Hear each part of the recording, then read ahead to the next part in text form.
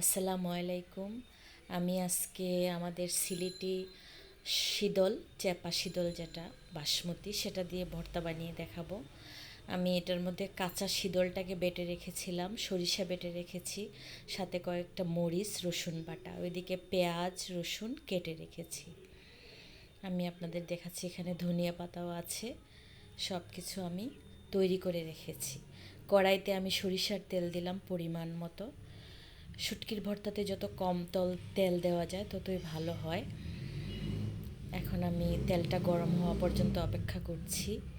এখন পেঁয়াজ আর রসুন কুচি একসাথে কেটে রেখেছিলাম, এগুলো দিয়ে দিলাম, দিয়ে ভাজতে থাকবো। পেঁয়াজটা যতক্ষণ ব্রাউন কালার না হচ্ছে ততক্ষণ পর্যন্ত আমি ভাজতে থাকবো। পেঁয়াজটাকে একটু ভালো করে ভেজে নিতে হবে যাতে কাঁচা ঘ্রাণটা না থাকে। আমাদের সিলেটের বাসমতি শুটকি যেটা চেপা শুটকি, এটা খেতে কিন্তু অনেক টেস্ট। এই শুটকিটা দিয়ে আমরা অনেক সময় শুটকি শিরা বলি আমাদের সিলেটি, রান্না করি। শীতলের ভর্তা, লতি দিয়ে চিংড়ি মাছ, অনেক কিছুই রান্না করা যায়। শীতলটার এত সুন্দর ঘ্রাণ। ওইদিকে আমি পেঁয়াজটাকে ভালো করে ভেজে নিচ্ছি, ব্রাউন কালার হওয়া পর্যন্ত আমি অপেক্ষা করছি। এখন আমি আস্তে আস্তে সব উপকরণ দিয়ে দেব। একটু হলুদের গুঁড়া দিয়ে দিলাম। হলুদের গুঁড়া দিয়ে আমি বাকি জিনিসগুলো দিচ্ছি, সরিষা বাটা আর মরিচ আর শীতল যেটা চেপা শীতল, এটাকে আমি কাঁচা বেটে নিয়েছিলাম, সেটা দিয়ে দিলাম। আবার একটু রসুন বাটাও দিলাম। দিয়ে প্রথমে পেঁয়াজ এবং রসুনের মধ্যে ভালো করে এটাকে ভাজতে হবে যাতে কাঁচা গন্ধটা না থাকে।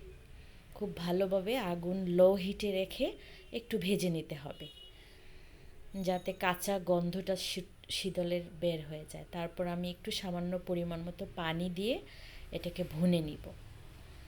আগে আমি কাঁচা গন্ধটা বের করে নিচ্ছি। আমাদের সিলেটিদের খুবই প্রিয় একটা খাবার শীতলের ভর্তা। অনেকে অনেক রকমভাবে রান্না করে। আমি একটু পানি দিয়ে দিলাম, পানি দিয়ে ভালো করে এটাকে ভুনতে থাকলাম। প্রায় 5 মিনিট আমি এটাকে খুব ভালো করে লো হিটে ভুনা করে নিব।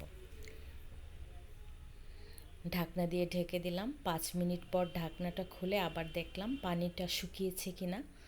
আস্তে আস্তে চামচ দিয়ে নাড়তে থাকলাম।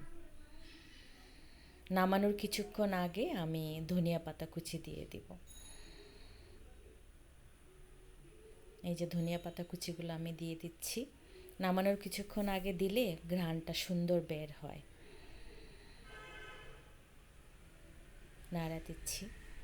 এই ভর্তাটা খেতে এত মজা হয়, ইচ্ছে করলে আপনারাও বানিয়ে খেতে পারেন।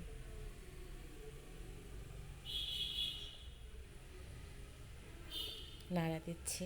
পানিটা শুকিয়ে নিতে হবে, একদম ভাজা ভাজা করে নিতে হবে। তারপর আমি প্লেটে ঢেলে নিলাম সুন্দর করে। আশা করি আপনাদের ভালো লাগবে ভিডিওটি।